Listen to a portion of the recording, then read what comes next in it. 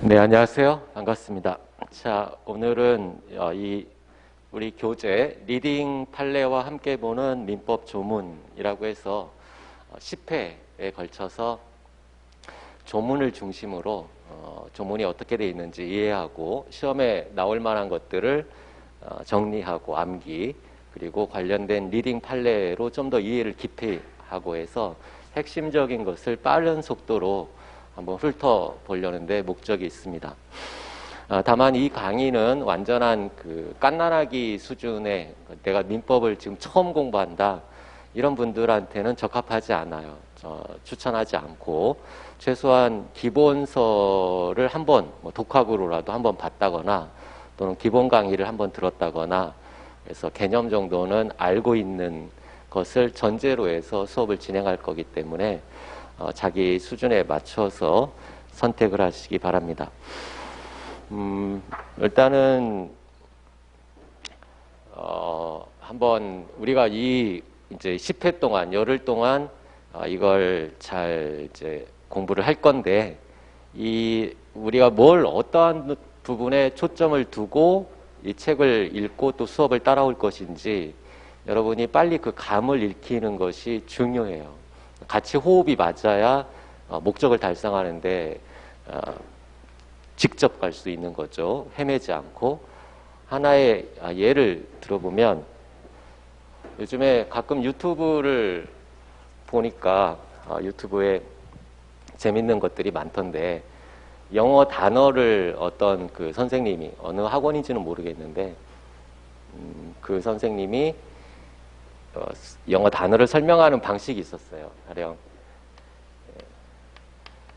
스펠링이 맞나 모르겠는데 하도 영어를 안 해서 에비던스, 증거라는 말이죠. 근데 이제 이런 단어를 강제로 암기시키는 이제 그런 탁월한 능력이 있으신 분 같던데, 이걸 그림을 이제 이렇게 그리셔가지고 미리 다 준비를 하셨더라고요. 그림을 준비해서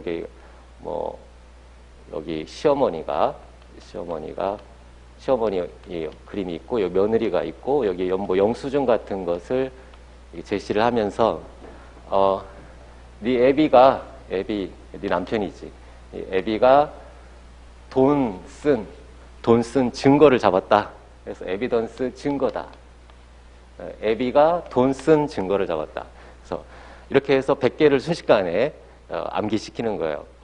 진짜 탁월한 능력이다.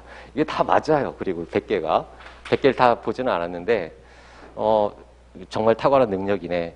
야, 저렇게 강의를 할 수도 있겠구나. 나도 한번, 그런 것들 좀 해볼까? 이런 생각이 좀 들었었습니다. 그러다가, 지난주부터 제가 대학원에서, 영어를 일정 점수를 맞아야 논문을 쓸 수가 있어요. 영어 토익. 그러니까 토익이 잘 안 돼. 점수가 높아요. 그래서 안 되겠다. 대신에 돈을 내고 학교 방학 수업을 들으면 토익 점수가 안 돼도 통과된 걸로 돈 내고 수업 듣는. 그래서 주말마다 8시간씩 지금 인터넷 강의로 영어학과 교수님 수업을 듣고 있는데, 억지로 듣는 거죠. 억지로. 근데 이제 지난주에 처음 들었어요. 근데 그 교수님 수업을 예전에 영어 수업을 들은 적이 없었는데, 고등학교 말고는. 그래서 억지로 그냥 들었는데, 선생님 수업하는 방식이, 그 교수님 수업하는 방식이 엄청나게 탁월한 거예요. 똑같은 에코노믹스 사설을 가져다가 이제 강의를 하시면서 관련된 좀 어려운 단어들이 많잖아요. 전문지니까. 그런 어려운 단어들을 어원을 중심으로 해서 유사 단어를 하나를 쭉쭉쭉쭉 연결시켜서 어원을 중심으로, 모든 단어를 어원을 중심으로 해서 설명을 하는 거예요. 그리고는 이제 이걸 듣고 이걸 봤단 말이에요. 그러니까 이게 이제 수업 방식이라는 게 어떠해야 되는지가 극명하게 드러났습니다. 저는 이분을 절대 비하하려는 게 아니에요. 이분 이런 식으로 공부하는 방법이 있고 또 그런 맞는 시험 방식이 있어요. 이거와 차이점은, 이거는 이 에비던스 하나를 정확하게 빠른 속도로 습득해서 이걸 알 수 있는, 이 단어를 알 수 있는 좋은 방법이죠. 이거 하나만 아는 거예요. 이거 하나. 그러나 이 어원, 그 원리를 중심으로 그걸 꿰서 보게 되면 이거 하나만 알게 되는 것이 아니라 비슷한 노력에다 조금 플러스 알파를 들이면 수많은 확장되는 거죠. 하나를 가르치면 열을 한다라는 말이 있죠. 그런 방식의 공부. 어떠한 게 나한테 맞을 것인가? 그것은 각 분야별로 달라요. 그런데 우리는 지금 민법을 하려는 거잖아요. 그래서 제가 지금 이런 얘기를 하는 것은 민법에서 수업을 하고 강사가 수업을 하고 또 여러분이 혼자 공부를 할 때도 마찬가지 어떤 식으로 해야 이게 극명하게 두 가지 방식이 있는데 이렇게 하나를 단편적으로 어떠한 식이든지 어떤 편법이잖아요. 어떠한 식의 편법을 들여서라도 손쉽게 암기할 수 있는 그런 방식을 따를 것인가 원칙을 들여서 따를 것인가 저는 절대적으로 민법의 공부 방법은 이쪽이 맞다고 봐요. 그 단순히 하나를 아는 것은 조금만 응용하거나 하게 되면은 아웃되는 거고 이게 우리가 뭐 영어 단어는 1000개 이렇게 딱 정해져 있게 1000개를 알면 시험 다 맞춘다. 뭐 이런 식으로 1000개 알면 돼요. 그런데 좀 이거보다 노력이 들어가겠지만 근데 민법은 그 범위가 우리 사회과학이고 사람들의 관계이기 때문에 정형화돼 있지 않아요. 얼마든지 옷을 바꿔 입고 똑같은 것이 변화하는데 그것을 이렇게 단편적으로 접근했을 때에는 필패입니다. 필패. 도저히 아무리 천재라도 그걸 단편적으로 그렇게 암기할 수가 없어요. 그렇기 때문에 여러분은 이런 식으로 그 원리를 가지고 그 핵심 키죠, 키. 이렇게 여기서 이 영어 단어에서 그 교수님이 가르치는 그 교수 방식은 그 어원이 키였죠, 어원. 모든 단어의 어원. 단어가 이렇게 세 부분으로 돼 있으면 이것의 어원, 이것의 어원, 이것의 어원에서 이게 어떻게 변용되는지 이 어원이 이 단어에만 적용되는 게 아니라 다른 단어에도 적용되어서 전체적으로 이제 왁구가 맞아져서 자신의 목적을 달성할 수 있는 이 어원이 키인데 우리 민법에서도 키가 있어. 키. 맞는 키. 이게 첫 단추입니다. 이 첫 단추가 잘 끼워져야 이걸 가지고 이제 확장해서 문제들을 해결할 수 있는 거예요. 판례도 이해할 수 있게 되는 거고. 이 첫 단추는 대부분은 조문에서 나오는데 조문도 상당히 체계화가 돼 있습니다. 이게 단순한 일상 용어가 아니에요. 그래서 그 법률 용어의 개념을 정확하게 알아야 되는데 이 키들이 굉장히 많아요. 이거는 여러분이 혼자서 습득하는 건 천재입니다. 천재. 누군가의 좋은 책이나 좋은 선생의 도움을 받을 수밖에 없는데 이거는 뭐 저뿐만이 아니라 다른 뭐 법을 가르치는 선생들이라고 한다면 강조해서 수업 시간에 강조를 해요. 근데 문제는 여러분이 이것을 알아듣느냐, 이 키를 강조를 하는데 이 키에 대해서 이게 반드시 키입니다. 해서 여러 번 막 강조하면서 이 키에 대해서 설명을 할 수도 있죠. 그렇게 하기도 합니다. 하지만 그렇게 해서는 진도가 나갈 수가 없어요. 우리가 지금 극복해야 되는 진도가 엄청난데 그래서 이거 아주 중요한 몇 개는 일부러 시간을 들여서 이 키에 대해서 얘기를 하지만 어느 정도 얘기가 됐다라고 치면 이거에서 에너지를 집중하지 않고 판례를 읽거나 조문을 해석할 때 이 키 부분을 조금 강조해요. 말을 할 때 강조하거나 좀 템포를 늦추거나 또는 그 교재상에서는 거기에 굵은 글씨로 써 있죠. 그것들을 여러분이 눈치껏 캐치를 해야 돼. 그걸 캐치를 해서 그걸 키를 가지고 풀어가는 그런 습관의 연습을 해야지 문장 전체를 그냥 통으로 그 같은 비중으로 강약 없이 그렇게 접근하게 되면 공부가 느려집니다. 그래서 빨리 이러한 그 눈치를 채고 센스 있게 따라오는 그러한 그 방식, 그게 리걸 마인드입니다. 그러한 리걸 마인드를 이 짧은 시간이지만 제가 지금 조문 강의를 할 때 강조할 것이고 그런 부분을 가지고 따라오시면 좋은 결과, 일단은 10회지만 굉장히 좋은 결과가 있을 거라고 생각을 해요. 자, 바로 진도로 들어가도록 합시다.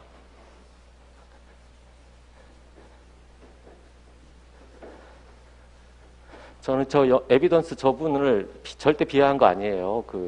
혹시나 이게 지금 첫 강의라 샘플로 올라가는 강의인데, 혹시라도 들으시고 저한테 소송하시면 안 됩니다. 저는 돈 없어요. 소송해서 이기셔봐야 아무 무용지물입니다. 그리고 전혀 빈만할 의도는 전혀 아니었습니다. 존중합니다. 리스펙트합니다. 리스펙트. 자, 제1편 총칙, 민법 총칙, 제1장 통칙이라고 돼 있고, 제1조에 법원이 나와 있습니다. 법원. 법원이라는 것은 어떤 분쟁이 생겼을 때 자의적으로 판단하지 않고, 분쟁이라는 건 권리 의무에 관한 분쟁이죠. 누구에게 권리가 있다, 의무가 있다, 이 판단을 어떤 객관적인 기준에서 끌어다가 적용하라는 얘기예요. 판사가 머릿속에서 이게 옳겠지 이렇게 판단하는 게 아니라 뭔가 근거를 찾아서, 원천을 찾아서 그걸 바탕으로 해서 권리관계에 대한 판단을 해라. 뭘 찾아보느냐? 1조의 3가지를 찾아보다라고 규정하고 있습니다. 그래서 민사에 관하여란 민사 분쟁이 발생했을 때란 얘기고, 첫 번째는 법률을 찾으라고 돼 있죠. 법률, 없으면 관습법, 관습법이 없으면 조리, 법률, 관습법, 조리 순서로 찾아라라고 돼 있어요. 따라서 여기서 이제 첫 번째가 문제가 되는 건 관습법. 여기서 법률이라는 건 우측에 보시면, 우측에 법률은 안 나와 있네. 법률은 성문법 전체를 말해요. 성문법 전체. 우리가 법률 하면 이렇게 법 전체 체계가 헌법을 최고법으로 하고 조례까지 해서 수많은 법들이 계층 구조를 이루고 있는데, 이 중에서 민법 1조에서 말하는 법률은 이것만을 의미하는 게 아니라, 이건 형식적 의미의 법률이라고 하고 국회에서 만드는 겁니다. 이러한 넘버 2만을 지칭하는 것이 아니라 이 피라미드 구조, 성문화된 법 전체, 이 전체를 의미한다. 민법 1조의 법률은. 두 번째는 이제 관습법인데, 관습법은 불문법이라고, 즉 문서화돼 있지 않아요. 그러니까 관습법은 언제 존재하는 거냐, 어떠한 모습으로 성립하는 거냐, 이게 문제될 수 있겠죠.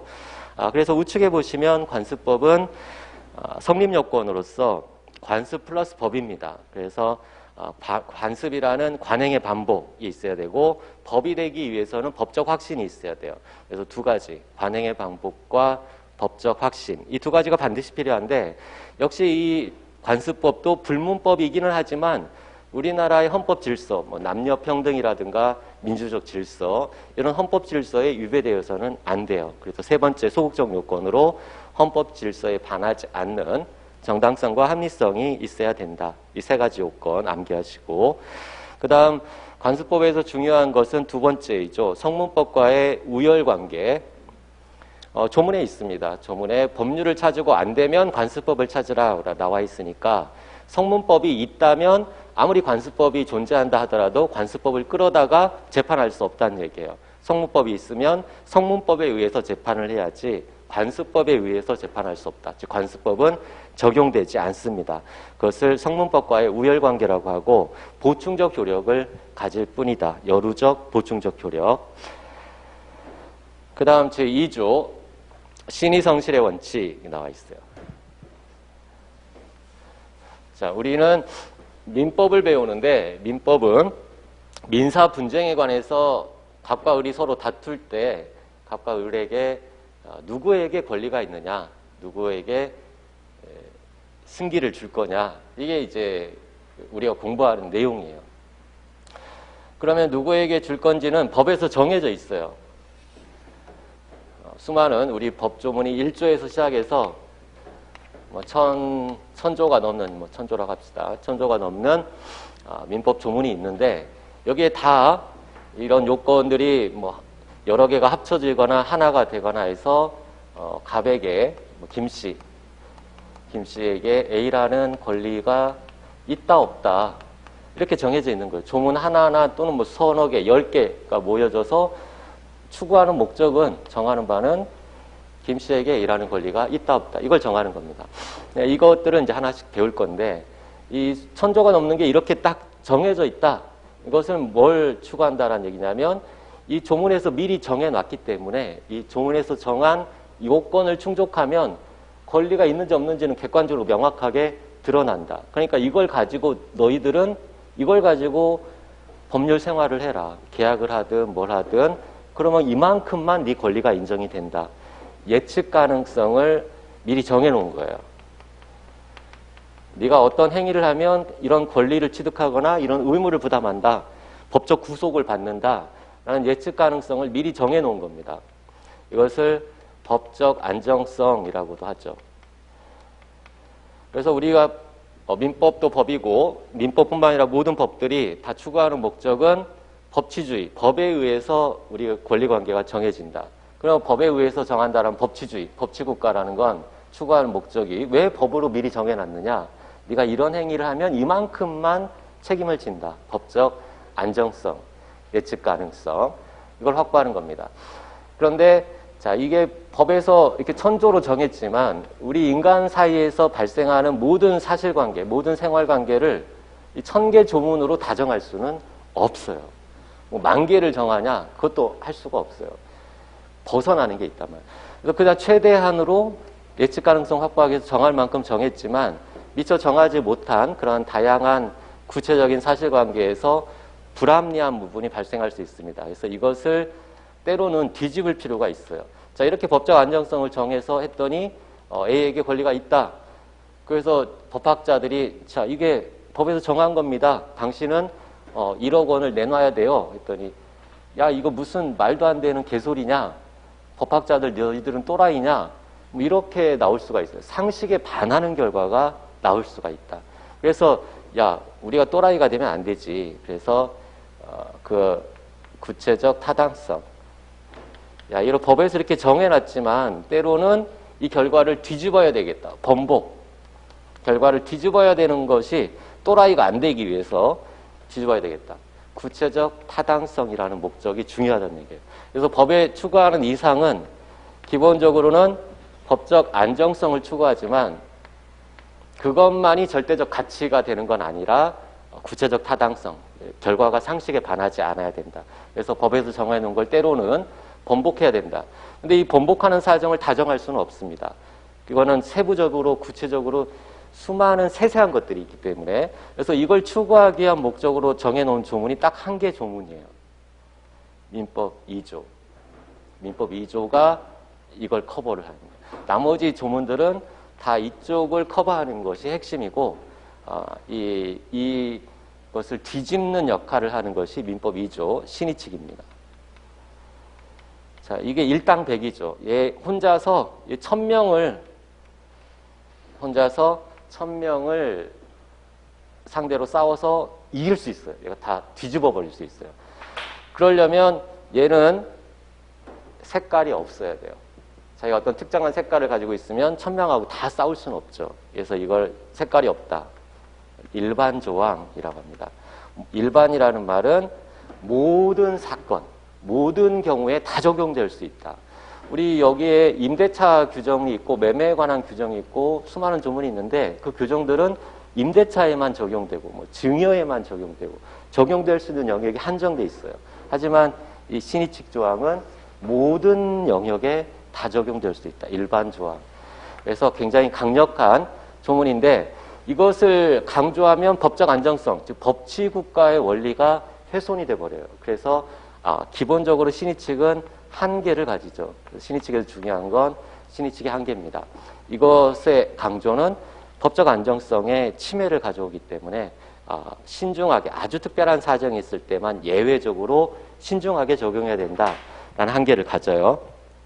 자, 그런 관점에서 이제 민법 2조를 보는데 민법 2조 1항 권리의 행사와 의무의 이행은 신의조차 성실하게 행하여야 한다라고 해서 우측에 보시면 일단 민법 2조 신의칙은 일반 조항이긴 하지만 법조항이에요. 법조항. 내용이 없지만 구속력이 있다는 얘기예요. 법조항. 구속된다. 그래서 추상적 법규범이다. 단순한 사실이 아니라 법규범이다. 그래서 법원의 직권조사사항이라고 합니다. 단순한 사실, 이것은 소송법과 관련해서 변론주의가 적용되는, 당사자가 주장해야만 판단하는 변론주의가 적용되는 사항인데, 신의 측은 그러한 단순한 사실이 아니라 법 조항이다. 추상적 규범 따라서 법원이 당사자의 주장이 없다 하더라도 신의 측에 위반되는지 여부를 직권으로 판단할 수 있다. 그것을 직권조사 사항이라고 합니다. 그 다음 밑에 보면 신의 측은 이 내용이 없기 때문에 법적 안정성을 침해하는 문제가 발생할 수 있죠. 그래서 어느 정도 그 내용을 구체화하기 위해서 이론상으로 파생원칙 적용되는 것을 이제 좀 구체화시키는 겁니다. 파생원칙 4가지가 있죠. 사모, 실권, 사정변경 금지, 사정변경 원칙, 모순행위 금지 원칙, 실효의 원칙, 권리남용 금지 원칙, 이 4가지. 그래서 핵심은 이 사정변경의 원칙에서는 변경된 사정이 있으면 계약 내용을 수정할 수 있다라는 내용인데, 거기서 변경된 사정은 객관적 사정의 변경만을 말한다. 당사자가 계약의 기초로 삼았던 객관적 사정의 변경만을 의미하는 것이지 주관적 사정, 그것은 고려하지 않는다. 그게 이제 객관식과 관련된 중요한 내용이고, 모순된 행위 금지 원칙, 이랬다 저랬다 하는 거 법에서 허용하는 것처럼 보이지만 실질적으로 이걸 뒤집는 거예요. 그래서 대표적인 판례가 그 옆에 있는 퇴직금 수령 시 아무런 이의나 보류를 하지 않은 경우. 예컨대 이 사람이 부당해고를 당했어요. 부당해고를 당한 건 근로관계가 종료하지 않습니다. 여전히 회사에 나갈 수 있고 임금, 월급을 받을 수 있어요. 그런데 이 사람이 부당해고를 당하면서 사용자가 퇴직금을 준 거예요. 이 퇴직금을 받아서는 안 되겠죠. 자기가 부당해고다, 나 여전히 근로관계가 존속한다 라고 주장하려면 퇴직금을 받아서는 안 되겠죠. 그럼에도 불구하고 퇴직금을 아무런 이의를 유보하지 않고 수령한 다음에 나중에 와서 나 부당해고다, 근로관계가 여전히 존속한다 라고 주장하는 건 선행행위, 퇴직금을 수령한, 즉 근로관계 종료로 전제로 한 선행행위와 모순된 후행행위가 되기 때문에 설사 그게 부당해고라 하더라도 이러한 그 뒤늦게 부당해고를 주장하는 건 모순된 고동에 해당해서 허용되지 않는다라는 겁니다. 그다음 실효의 원칙. 실효의 원칙은 2가지가 요건이죠. 장기간에 걸쳐 권리를 불행사하고 상대방이 더 이상 그 권리를 행사하지 않을 것이라는 정당한 신뢰를 형성했을 때 이제 와서 그 권리를 행사하는 건 허용하지 않는다. 이걸 실효의 원칙 2가지 요건 암기하시고, 다만 실효의 원칙은 모든 경우에 다 적용되느냐, 이와 관련해서 인지청구권만큼은 실효의 원칙이 적용되지 않는다. 자기 아버지를 찾아가는 권리예요. 이건 인륜상의 권리이고, 여러분이 뭐 부모님이 자식이 잘못하면 호적에서 파버리겠다, 너는 내 자식 아니다 라고 뭐 하지만 그거는 사람이 결정할 수 있는 일이 아닙니다. 그래서 인지청구권을 아무리 오랫동안 행사하지 않았다 하더라도 실효되지 않는다라는 거 기억하시고, 권리남용 금지의 원칙. 권리남용 금지의 원칙은 여기서 핵심이 되는 건 요건이에요. 요건. 권리남용으로 취급되려면 2가지 요건이 있어야 된다. 우리 판례상 객관적으로는 권리행사가 정의관념에 반한다라는 객관적 요건 당연히 필요하고, 문제는 주관적 요건이 필요하냐. 즉 권리 행사자가 상대방에게 오로지 고통을 가하려는 목적으로 권리를 행사한다라는 요건, 주관적 요건 필요하냐. 통설은 필요 없다고 보지만 판례는 주관적 요건도 필요하다. 일단 원칙은 그렇고, 다만 수정을 하죠. 그래서 둘째 줄에 보면 객관적 요건이 충족이 되면 별도로 증명하지 않아도 주관적 요건은 존재하는 것으로 추정한다. 그리고 더 나아가서 2번째 상계권이나 상표권에 관련된 사례에서는 아예 주관적 요건이 필요 없다라고 보는 권리남용 금지 원칙. 그래서 권리남용 금지 원칙 암기하세요. 판례 태도, 주관적 요건이 필요하다. 다만 그것을 완화하는 것을 2가지를 인정하고 있는데, 객관적 사정이 증명이 되면 별도로 증명하지 않아도 추인될 수 있고, 2번째는 아예 주관적 요건이 필요 없다라고 보는 상계권, 상표권 사례가 있다. 밑에 박스 부분 판례를 보시면 신의 측의 한계에서 강행법규. 강행법규라는 건 당사자가 위반하지 말아라, 위반하면 무효다, 이런 것을 강행법규. 당사자가 달리 법률행위를 할 수 없는 강행법규로 정한 이유가 있죠. 어떤 입법 취지를 관철시키기 위한 목적이에요. 대표적인 강행법규는 제한능력자 제도, 이 판례가 제한능력자죠. 제한능력자는 자신의 이익을 충분하게 보전할 수 있는 능력이 부족한 자이기 때문에 법정 대리인의 동의를 얻지 않고 단독으로 하게 되면 그 법률 행위를 없던 것으로 취소할 수 있도록 하고 있습니다. 그런데 생각해 보세요. 강행 미성년자가 법정 대리인의 동의 없이 법률 행위, 매매를 했어요. 유효한 듯한 매매를 하고 이제 와서 취소한다. 그럼 선행행위와 모순된 후행행위가 되잖아요. 그럼 우리가 모순된 거동 금지 원칙에 해당해서 신의 측에 반한다. 취소하는 건 신의 측에 반한다. 이렇게 신의 측을 적용할 수 있는 거 아니냐. 만약 이걸 신의 측을 적용하면 제한능력자를 보호하고자 하는 그 강행법규의 입법 취지가 몰각되는 문제가 발생합니다. 따라서 강행법규의 영역에서는 신의 측을 적용하지 않는다. 설사 모순된 거동처럼 보여도 모순된 거동이 아니다라고 보는 거예요. 신의 측이 물러난다는 얘기. 신의 측의 한계라고 하죠. 그게 첫 번째 단락에 있는 내용입니다. 다만 밑에 비교 판례를 보시면 첫째 줄에 근로기준법 있죠. 거기에 밑줄. 강행법규 영역이라 하더라도 신의 측이 항상 물러나는 것은 아니다. 강행법규 영역에서도 신의 측이 적용될 수 있다라는 유일한 판례입니다. 근로기준법 영역에 있어서는 우리 판례가 통상임금과 관련된 사건에서 세부적인 판례 사실관계는 지금은 적합하지 않고 통상임금과 관련된 사안에서 신의 측을 밑에 구름 글씨가 있죠. 근로기준법의 강행 규정성에도 불구하고 신의 측을 우선하여 적용하는 것을 수긍할 만한 아주 특별한 아주 예외적인 사정이 있을 때에는 신의 측을 적용할 수 있다. 이거 하나예요. 이 판례 하나. 그래서 객관식으로 좀 치졸한 지문이지만 이렇게 출제할 수 있습니다. 강행법규의 영역에서는 항상 신의 측이 물러난다. 신의 측은 적용할 수 없다 하면 틀린 지문이 되는 거예요. 이 근로기준법과 관련된 사안에서 강행법규 영역에서도 신의 측을 적용할 만한 아주 예외적인 특별한 사정이 있을 때에는 신의 측 적용이 가능하다. 결과를 뒤집을 수 있다. 이게 판례의 태도입니다.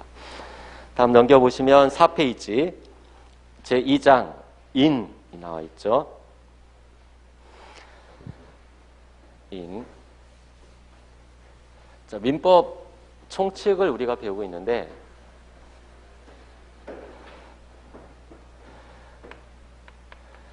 권리를 배우는 거, 권리. 법이라는 건 쉬운 말로 하면 권리입니다.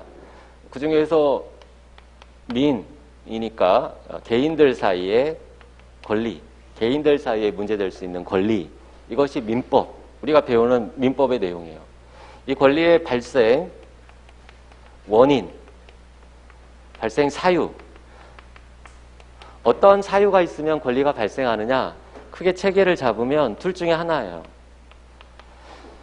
여러분이 가지고 있는 아이패드나 핸드폰 또는 콜라, 커피, 아이스, 아메리카노 이런 것들이 아침에 아메리카노 같은 건 아침에 없었겠죠.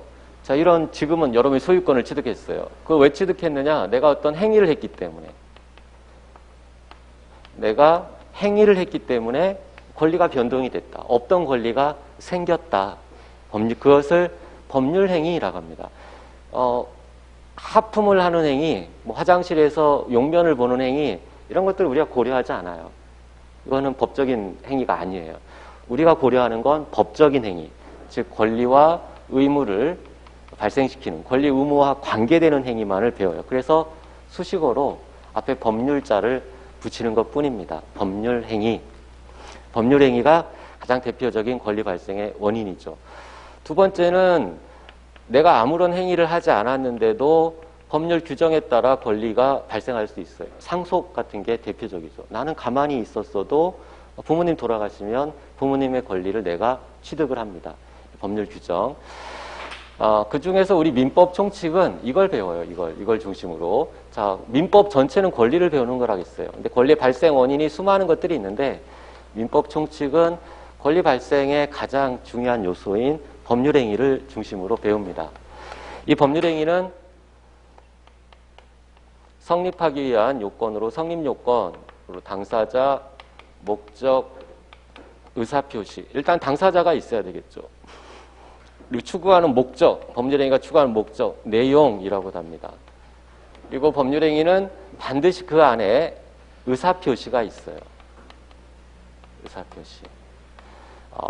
이 법률행위에 의해서 취득하는 권리와 법률 규정에 의해서 취득하는 권리의 가장 본질적인 차이는 법률행위는 당사자가 의욕한 대로의 원한 대로의 권리를 취득해요. 원한 대로. 당사자가 의사표시한 대로. 법률 규정은 묻지도 따지지도 않고 그냥 법에서 정해진 대로의 권리를 취득하는 거죠. 이게 가장 큰 차이점이에요. 그렇기 때문에 의욕한 대로의 권리를 취득한다라는 말은 그 안에 네가 뭘 의욕했느냐라는 의사표시가 반드시 들어가 있다는 얘기예요. 그래서 의사표시. 이게 성립요건이죠. 그래서 이걸 중심으로 배우는데 일단 법률행위가 이 당사자, 목적, 의사표시 세 가지 요건을 갖춰도 성립하면 당연히 원한대로의 권리가 그대로 발생하는 것이 원칙이지만 일정한 경우에는 장애가 되는 경우가 있습니다. 즉 권리가 발생하지 못하는, 성립했지만 못하는 법률행위가 무효라고 그래요. 또는 일단은 법률행위가 성립해서 권리가 발생한 것처럼 보이지만 나중에 취소권자가 취소하면 없던 것으로 되는, 우리가 법을 공부하는 건 항상 문제가 되는 것들을 배우고 원칙을 배우고 문제가 되는 거, 이 무효와 취소가 되는 어떠한 사유가 있으면 무효나 취소가 되느냐, 그런 무효 취소의 장애 사유들. 당사자와 관련해서는 권리 능력, 의사 능력, 행위 능력, 이 세 가지가 갖춰졌어야만 유효하다. 그래서 권리 능력이 없으면 무효, 의사 능력 없으면 무효, 행위 능력이 없으면 취소 사유가 된다. 목적과 관련돼서도 일정한 요건, 확가, 적사, 확정 가능 적법, 사회적 타당성, 확정 가능 적법, 사회적 타당성. 의사 표시는 의사와 표시가 일치하고 그리고 어떤 사기나 의사 형성 과정에 사기나 강박에 불법적인 수단이 개입돼 있지 않아야 된다라는 요건들, 이것들을 이제 순서대로 하나씩 배우려고 합니다. 첫 번째, 이 당사자와 관련해서 권리 능력 그리고 행위 능력, 이 부분이 이제 첫 번째 나와요. 제 3조 있죠. 권리 능력의 존속 기간, 사람은 생존한 동안 권리 의무의 주체가 된다. 이 두 번째 줄에 있는 권리 의무의 주체가 될 수 있는 능력, 그런 능력자를 권리 능력자라고 하는데 사람이라고 돼 있죠. 사람, 자연인은 언제 권리 능력자가 되느냐? 생존한 동안만 권리 능력자가 된다는 얘기예요. 그래서 죽은 자는 권리 능력이 없다라는 거죠. 그러면 사람이 생존한 동안이라고 하는데, 그러면 사람이 처음 생기는 시점, 생기는 시점이 언제냐? 사람의 시기, 언제 사람이 되는 거냐? 우리 민법에서는 우측에 전부 노출서를 택하고 있습니다. 어머니 뱃속에서 전부 노출되었을 때 그때 사람이 된다. 그래서 필연적으로 그 둘째 줄로 연결이 돼요. 어머니 뱃속 안에 있을 때에는 사람이 아니라는 거죠. 태아는 권리 능력자가 아니다. 따라서 태아는 권리를 취득할 수가 없다. 이게 이제 원칙으로 들어가게 됩니다. 그러면 문제가 발생하죠. 내가 태아인 상태에서 어머니가 길 가다가 교통사고를 당했고 내가 뇌손상이 온 상태에서 태어났다. 그럼 평생 장애를 안고 살아야 되는데 손해배상을 청구할 수 없다는 얘기예요. 치료비를. 권리 능력자만 권리를 가질 수 있는데 내가 태아인 상태에서는 권리 능력이 없었으니까 손해배상을 청구할 수 없게 되는 거예요. 이러한 건 좀 상식에 어긋나지 않느냐. 그래서 이걸 해결하기 위해서 이건 아니지. 그래서 이러한 경우는 권리 능력을 예외적으로 인정해야 되겠어. 라고 해서 밑에 박스에 태아이지만 예외적으로 권리 능력이 인정되는 그러한 것들을 개별적으로 규정하고 있습니다. 그래서 방가로 1, 2, 3, 4가 있는데 방가로 1은 재산관계에 관한 예외적 권리 능력이에요. 재산관계. 우리 이 권리는 재산권과 신분권이 있어요. 신분권을 배우는 게 이 가족법이죠. 우리가 재산권을 배우는 게 재산법. 재산법과 가족법. 그래서 태아도 마찬가지로 이 재산권과 관련돼서는 불법행위에 기한 손해배상 청구권 예외적으로 권리 능력이 있다고 하고, 나머지 조문들은 가족법과 관련된 예외적 권리 능력입니다. 그래서 방가로 1번에 불법행위에 기한 손해배상 청구에 대해서는 이미 출생한 것으로 본다. 아직 출생 안 했지만 법적으로는 출생한 것으로 본다. 즉 권리 능력을 인정한다라는 얘기예요. 그다음에 인지를 받을 권리.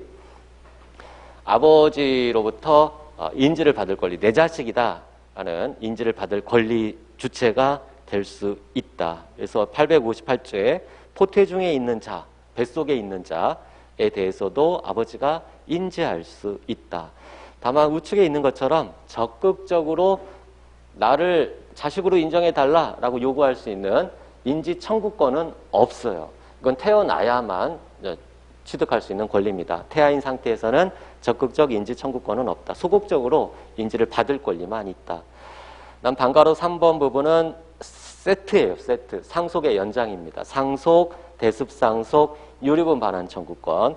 이 세 가지 경우도 태아도 인정이 된다. 그 다음 방가로 4의 유증받을 권리. 이 상속은 상속인들이 받는 거잖아요. 근데 유증은 상속인이 아닌 자들도 받을 수 있어요. 그래서 유증받을 권리에 대해서도 태아에게 권리 능력이 있다. 그래서 머릿속에 크게 불법행위에 기한 손해배상 청구권, 이게 가장 중요하겠죠. 재산법에 관한 내용이니까. 나머지 가족법에 관한 인지받을 권리, 상속받을 권리, 유증받을 권리가 있다. 그 다음 밑에 소개된 판례를 보면 태아의 권리 능력의 취득 시기에서 정지조건설과 해제조건설의 대립이 있습니다. 둘 다 견해 대립이 없이 이게 태아에게 예외적으로 권리 능력을 인정하는 불법행위를 예를 들어봅시다. 예외적으로 권리 능력을 인정하는 건 얘가 나중에는 태어날 텐데 태어나서 장애를 안고 그 병원 치료를 받고 요양을 받아야 될 텐데 태아인 때 불법행위를 당했다고 해서 못 받는 건 이상하지 않느냐라고 해서 태어났을 때 보장해주기 위해서 예외적으로 권리 능력을 인정하는 거예요. 따라서 모든 학설 대립과 상관없이 반드시 얘는 살아서 태어나야만 이런 논의가 적용될 수 있는 겁니다. 살아서 태어나야만. 어머니 뱃속에서 죽었거나 죽어서 태어나거나 하면 권리 능력은 인정되지 않아요. 다만 또 한 측면에서는 살아서 출생했는데 1시간 만에 죽었다. 일단은 살아서 출생, 어머니 뱃속, 출생이라는 건 뱃속에서 나오는 걸 말한다겠어요. 살아서 출생했는데 1시간 만에 죽었다. 그래도 권리 능력은 취득한 거예요. 취득했다가 그 권리가 이제 상속, 어머니나 아버지한테 상속이 되는 거죠. 어쨌든 반드시 살아서 출생해야 된다. 그런데 구체적인 권리 능력의 취득 시기와 관련해서는 우리 판례가 그 제목 옆에 있는 것처럼 정지조건서를 택하고 있습니다. 자, 여러분은 기본서는 한번 읽었으니까 정지조건과 해제조건, 여기서 불법행위가 있었다. 태아인 상태에서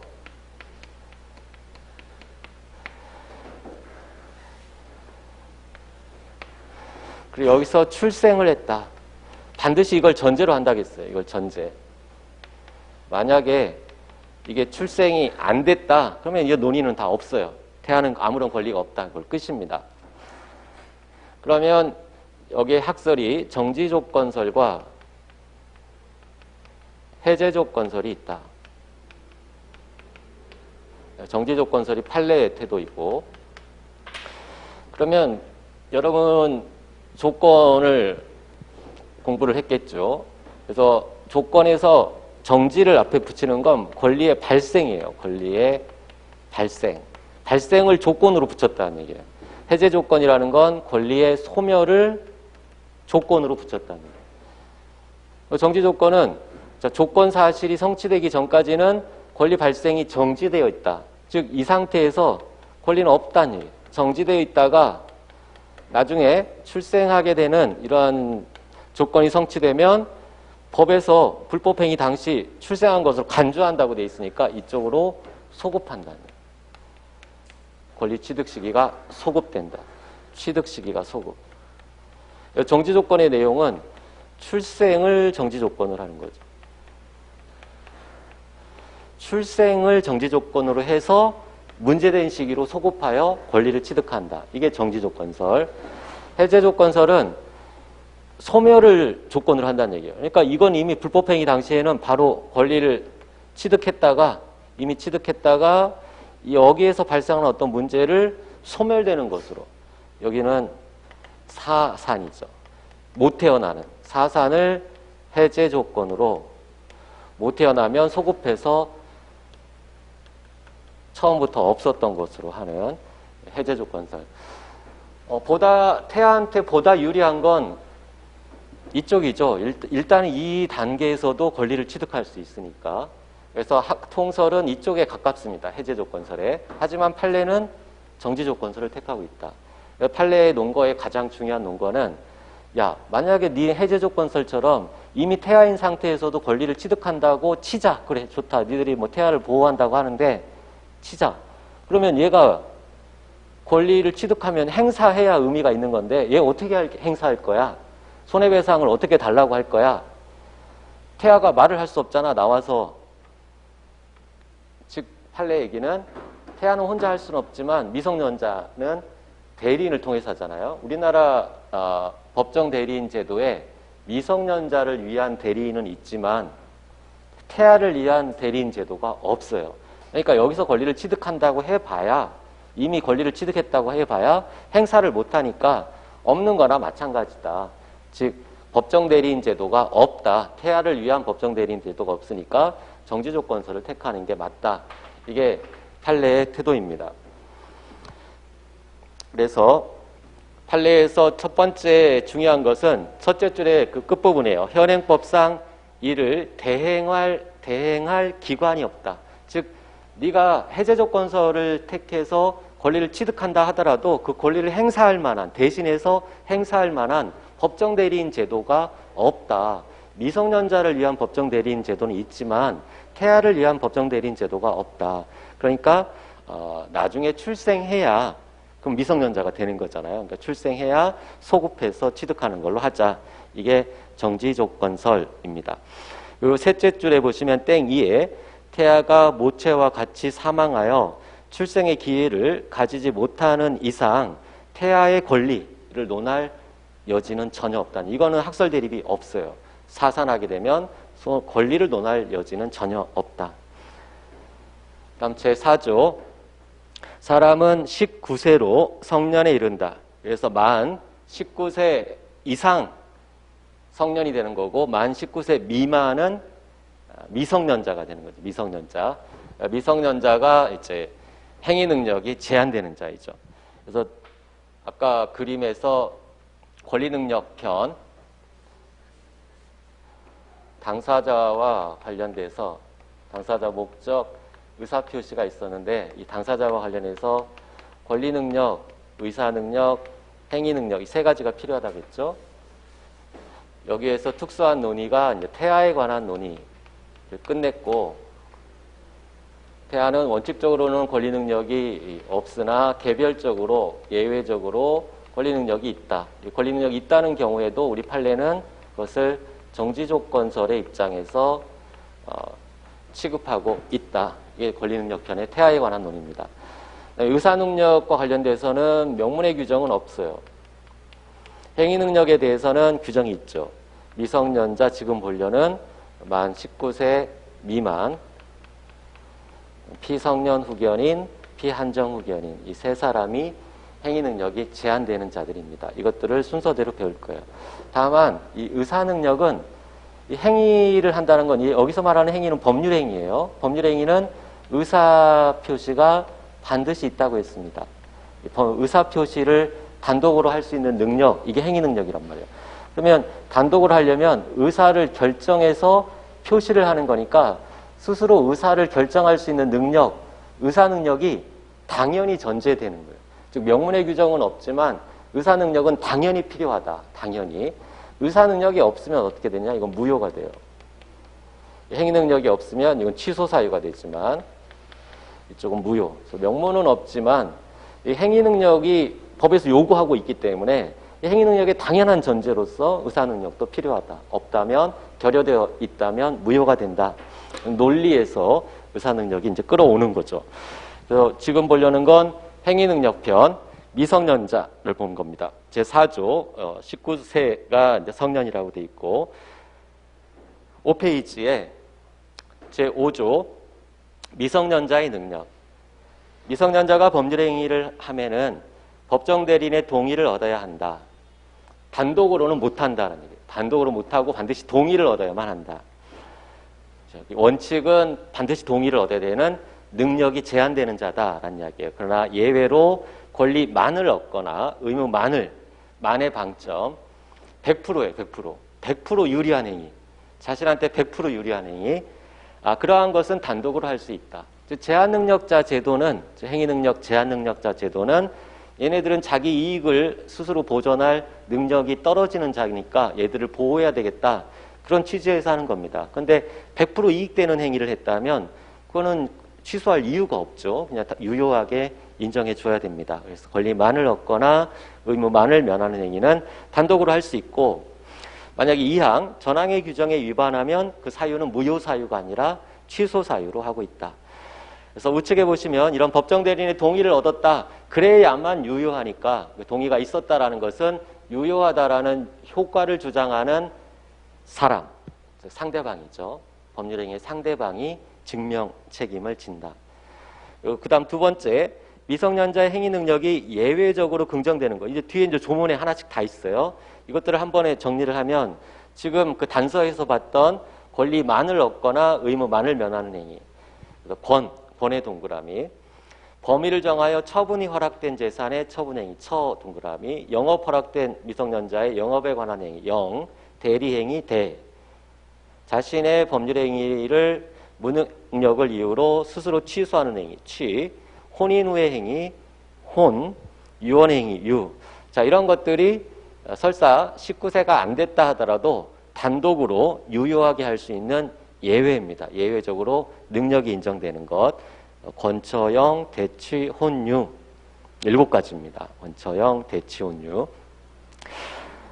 8번의 근로계약은 좀 특수해요. 근로계약은 강제, 옛날에 산업혁명 시대에 미성년자들이 막 공장 가서 일하고 있죠. 3살, 5살 꼬마들까지도. 그래서 그 강제 노역을 시켜서 친권자들이 얘들을 일시켜서 앵벌이 시키고 돈 받는 그런 것들, 강제 노역을 막기 위해서 강제 근로계약을 체결하는 거죠. 왜냐하면 친권자는 대리권이 있으니까 이런 문제가 발생하니까 대리할 수 없도록 하고 있습니다. 근로계약은 법정 대리인을 하더라도 미성년자의 근로계약을 대리할 수 없다. 그냥 그 조문 하나만 기억하시기 바래요. 밑에 박스 부분은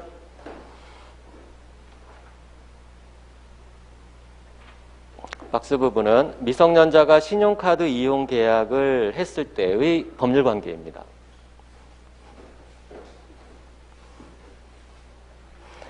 자, 카드, 우리 신용카드를 많이 쓰는데 카드의 법률관계를 한번 살펴보죠.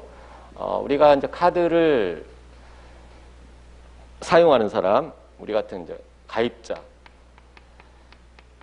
카드 가입자. 그래서 이 카드사, 국민카드라고 합시다.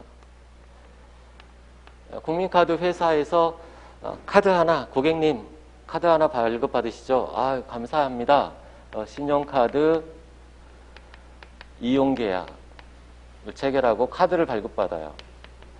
그래서 이 카드를 가지고 가맹점에 가서 물건도 사고 서비스도 용역도 받고 하죠. 물품을 구매했다고 합시다. 물품 구매 계약을 체결해요. 그러면 그 대금을 가맹점은 카드사에게 청구하죠. 대금 청구. 예를 들면 나이키 신발을 하나 샀다고 합시다. 나이키 신발을 10만 원짜리 샀다. 그러면 원래 이 가맹점은 이게 매매 계약이잖아요. 매매 대금을 얘한테 청구할 수 있는데 이렇게 청구하지 않고 이쪽으로 청구를 하죠. 가맹점과 카드사 사이에도 계약 관계가 있어요. 가맹점 계약. 그래서 이 계약관계에 기초해서 대금 10만 원을 청구합니다. 그러면 카드사는 주죠. 그리고 얘는 얘한테 카드 이용대금을 청구하죠. 카드 이용대금. 이런 구조예요. 중요한 것은 자, 원래 여기에서 채무가 발생했어요. 물품을 구매한 거에서 이제 최초의 채무 10만 원 대금 채무가 발생했는데 매매대금 채무가 발생했는데 이 매매대금 채무 얘가 채무자잖아요. 이 매매대금 채무가 가맹점 계약에 의해서 카드사도 이 대금을 지급할 채무를 지게 돼요. 얘도 채무자가 됩니다. 그러면 이게 다수 당사자의 채권 관계가 돼요. 하나의 10만 원짜리 채권을 놓고 채무자가 2명이 된 다수 당사자의 채권 관계. 이 어떤 관계로 보느냐? 병존적 채무인수로 봐요. 병존적 채무인수. 다수 당사자의 채권 관계 중 중첩적 또는 병존적 채무인수. 그래서 병존적 채무인수에서 채무자 1인, 이 카드사가 이걸 지급하는 순간, 카드 대금, 이 대금 청구에 지급하는 순간 절대적 효력을 갖죠. 다수 당사자의 채권 관계에서 채무자 1인의 어떤 행위가 다른 자에게도 효력이 있느냐? 그걸 절대적 효력이라고 하죠. 절대적 효력이 있다는 게 변제니까. 얘가 변제하면 절대적 효력에 의해서 이 채무도 소멸한다. 이것만 소멸하는 게 아니라 이것도 절대적 효력. 소멸하고 대금을 청구합니다. 그래서 제대로 돌아가면 아무 문제가 없어요. 제대로 돌아가면. 이게 이제 카드 이용 계약의 내용이에요. 자, 카드 이용 계약에서 기억할 건 계약 관계가 3개다. 카드 이용 계약, 물품 구입 계약, 가맹점 계약. 이 3개의 계약 관계는 다 따로따로다. 즉 어느 하나가 무효 취소 해제로 날아간다 하더라도 나머지 다른 2개의 계약 관계에 전혀 영향을 주지 않는다. 독립된 것들이에요. 독립된 거. 이게 무효 취소 날아갔다 하더라도 이건 날아가지 않아. 이게 날아갔다고 해서 이게 날아가지 않아. 셋 다 별개다. 어느 하나가 날아갔다고 영향을 주지 않는다. 독립적이다. 그리고 이 최초의 채무는 여기서 발생했는데 이 채무를 얘도 함께 진다. 그것을 병존적 채무인수라고 하고 이 병존적 채무인수에서 채무자 1인이 변제하면 절대적 효력이 있어서 나머지 채무도 소멸한다. 그게 기본으로 기억하시고 있어야 돼요. 독립성과 병존적 채무인수 그리고 절대적 효력. 이게 이제 기본적인 구조. 근데 이제 문제를 여기다 이제 적용을 하면 이 가입자가 미성년자 17세 미성년자다. 미성년자. 근데 이 미성년자가 법정 대리인의 동의를 받지 않고 이 카드 이용 계약을 했어요. 법률행위. 행위 능력이 없는 자가 법률행위를 단독으로 했다. 이걸 그래서 법정 대리인이 취소할 수 있겠죠. 취소해서 날라갔다. 그다음에 이것도 취소할 수는 있는데 여기에 대해서는 우리 판례가 미성년자 애가 아르바이트해서 월소득을 뭐 50만 원을 얻고 있다. 월소득. 그러면 이 월소득 범위 내에서는 범위를 정하여 묵시적 처분 허락이 있는 걸로 보는 것이 판례예요. 그래서 이것도 취소할 수는 있는데 여기에 걸려가지고 처분 허락이 있는 것으로 가서 걸려서 이건 취소는 못했어요. 취소하지 못했다. 이것만 취소하고 이건 취소하지 못했어요. 그러니까 대금은 여전히 지고 있는 거죠. 이거 유효하게 지고 있고 카드사가 지급하는 이런 구조가 되는 겁니다. 그래서 자 이거 유효, 이건 취소해서 무효가 됐어요. 유효. 그래서 카드사가 지급하니까 이거 원래 자기가 지고 있던 채무가 소멸하게 되죠. 채무를 면제받았다. 그런데 카드사가 대금을 청구하지는 못해요.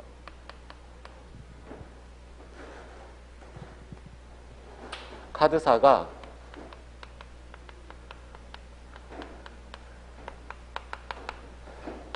미성년자를 상대로 해서 어떠한 권리를 행사할 수 있느냐. 이게 이제 문제인데, 가맹점은 볼장 다 받죠. 돈 다 받았으니까 얘는 이제 법률관계에서 빠지고, 카드사가 저 10만 원을 가입자한테 받아내야 되는데 미성년자한테 어떻게 받아낼 수 있느냐? 이거는 모든 법률 관계를 검토하는 기본적인 틀이에요. 아까 처음에 설명한 것과 연결됩니다. 권리 발생은 법률 행위에 의한 권리 발생과 법률 규정에 의한 권리 발생 둘로 나눈다 했어요. 둘 중에 하나라겠어요. 이 사안에 법률 행위, 여기서 법률 행위는 계약이 있잖아요. 계약. 그래서 계약상 권리가 있느냐 또는 법률 규정상 권리가 있느냐 이걸 봐요. 그리고 여러분이 만나는 법률 규정상 권리의 대표적인 건 불법행위, 부당이득, 사무관리, 법정 채권관계인 세 개밖에 없습니다. 사무관리가 거의 사례에서는 잘 안 나오고 불법행위 750조, 불법행위에 의한 손해배상을 청구할 수 있느냐, 741조, 부당이득 반환 청구권을 행사할 수 있느냐, 이 두 가지만 주로 법률 규정에서 검토됩니다. 그래서 이걸 검토를 해보는 거예요. 카드사가 미성년자에게 어떤 권리를 행사할 수 있느냐. 계약상 권리는 지금 취소돼서 무효가 됐어요. 계약이 무효가 됐기 때문에 계약상 권리는 없죠. 계약이 유효할 때만 계약상 권리를 행사할 수 있지. 그래서 이건 안 되고, 그럼 법률 규정상 불법행위는 지금 문제되지 않습니다. 위법한 가해행위 이런 게 없으니까 부당이득만 문제돼요. 그래서 741조 부당이득 반환 청구를 할 수 있는데 중요한 건 이 부당이득의 내용이 뭐냐? 내용이 물품이냐? 신발, 나이키 신발이 물품이냐? 아니다. 이 계약이 무효가 되는 건 아니잖아요. 이 계약은 유효하다겠죠. 유효. 매매 계약이 유효하기 때문에 신발이 부당이득의 대상이 되지 않습니다. 부당이득의 대상은 채무를 면제받은 이익이죠. 이 나이키의 대금, 나이키 대금 채무를 면제받은 이익. 이게 부당이득이다. 10만 원. 대금 채무를 면제받은 이익, 그것을 내용을 한다. 그게 핵심입니다. 그래서 판례 관련된 내용을 읽어보면 위에 쭉 내용들은 지금 그 세 가지 계약의 법률 관계를 설명을 했고 결론만 보면 첫 번째 단락의 밑에서 셋째 줄 보세요. 신용카드 회원은 자신의 가맹점에 대한 매매대금 지급 채무를 법률상 원인 없이 면제받는 이익 거기에 밑줄. 이게 부당이득이라는 거예요. 법률상 원인 없는 이득이다. 따라서 이거는 금전상의 이득이고 현존하는 것으로 추정한다. 금전상의 이익은 현존 추정하잖아요. 밑에 판결 이유에 보면 밑줄 부분 원고들이 가맹점과의 매매계약을 통하여 취득한 물품이 부당이득 반환의 대상이 되는 것이 아니다. 물품 밑줄 긋고 X, 물품이나 용역, 이런 서비스 등이 부당이득의 내용이 되는 게 아니라 대금 채무를 면제받는 것이 부당이득 반환의 내용이다. 거기까지. 나머지 조문 잠시 쉬었다가 이어가겠습니다.